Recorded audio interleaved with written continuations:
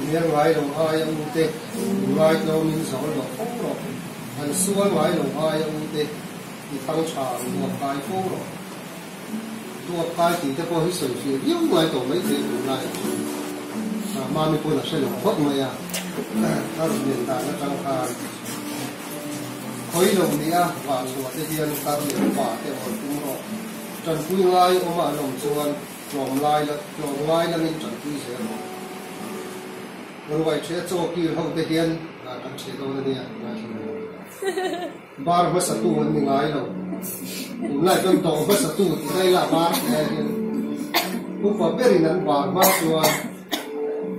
เนี่ยอย่างว่าเป็นหนุ่มสร้างเนี่ยผู้เรียนเนี่ยก็น้องก็มีนั้นบาร์ข้างไว้ลงทีเดียว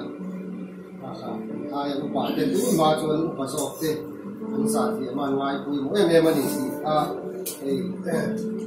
จางสารีไล่มาเนี่ยจะถูกชัดตั้งแต่